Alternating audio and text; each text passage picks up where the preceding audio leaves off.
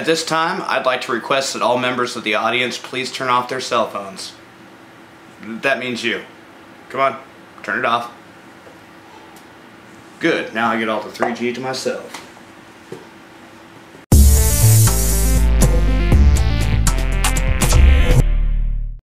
Hi there, Adam here. Today we're going to talk about hardware design.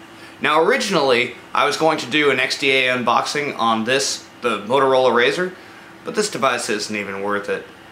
I saw something inside of here that absolutely horrified me. Every single one of the EM shields was soldered down. Now, what's that mean? That means three things. First off, this device is designed to be disposable. Second off, this device is not modifiable. Third, this device is not even serviceable, which means if something happens to it, you just take it and throw it away. You see, I had really high hopes for the Motorola Droid RAZR because they're based on the open OMAP processor, which means we know how everything works inside, but you can't do anything with it. Here's the worst part. If you manage to get the back cover off the device, the battery is bolted in.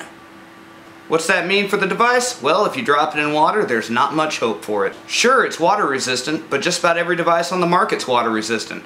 That doesn't mean much of anything. You can drop water on any device. They're not waterproof.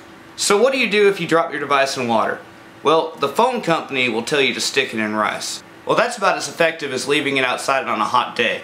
It's going to take forever and there's no guarantee it's going to work. So what's a better idea?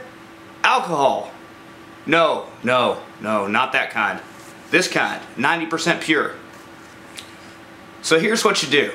The first thing you need to do, if you drop your phone in some water, is first, take out the battery. The battery is the only thing that can cause damage to the device. Next, you pour some alcohol in a cup and drop all the parts inside of there. Swish it around real good. You want to make sure that all the water gets displaced and is replaced with alcohol. The reason why? Alcohol dries about 20 times quicker than water. Now for the next part, you want to get all the shields off the board. These little shields hold in water and they hold in alcohol. So you take these off and you hit up the whole thing with a hairdryer. Hold the hairdryer on until it feels hot. If it's burning your hand, it's likely melting the plastic. Now this does not work with the Droid RAZR because a lot of water will get trapped underneath those shields. And in order to remove those shields, you have to damage the board. You quite literally have to. When I got to the point where I was looking at those shields, I checked out a guide on iFixit.com, and the guy who had done it somewhat professionally had damaged no less than 3 resistors, crunched a chip, and damaged a board trace. On top of that, the simple act of opening up the case on the Motorola Droid RAZR will damage the water resistance. The water resistance is a sticker. It goes around the edges. It's some glue. So I want you manufacturers to take note. This is the way not to make an Android device. So now at this point I would usually say something good or give some development tips or talk something about the hardware that I liked, but I can't. So I paid my wife $5 to do it. Hi, I'm Fluffy, and the Motorola RAZR feels really good in the hand, and it's kind of cute. The original RAZR series was a very popular phone.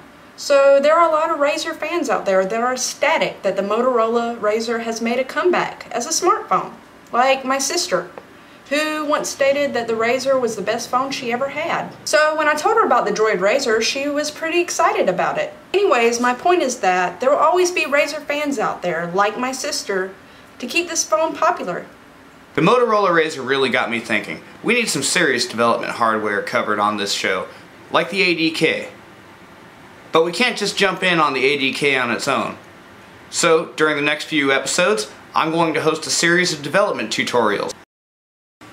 As I was editing this video, I got news that XDA has added 3 new categories to their existing Recognized Developer program. We have now the Recognized Themer for those who theme applications. We have the Recognized Contributor for those who contribute on a regular basis. And we have the Elite Recognized Developer. Now I personally was selected to be an Elite Recognized Developer. The best of the best. The brightest. When you're done with that video, trash needs to be taken out. I also also felt kind of bad because while I ranted on the Motorola RAZR, I didn't really do anything for development or its owners or the device. So here's what I'm going to do. I'm going to run a beta test of Casual. What's Casual? Casual is cross-platform ADB scripting unified Android loader. And it's a framework. Let me show you. Here's how it works. Casual runs on Linux, Windows, and Mac. A Casual app can be modified simply by changing up the scripts folder. This particular script is MotoFail. And because we're running MotoFail in the Casual environment, this single Java file will run on Linux, Windows, and Mac. But I need help from recognized contributors and recognized developers and users as well to make sure that this works properly on all operating systems.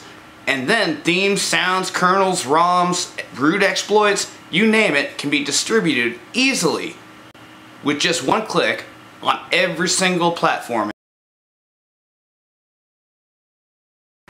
So that's all for this episode.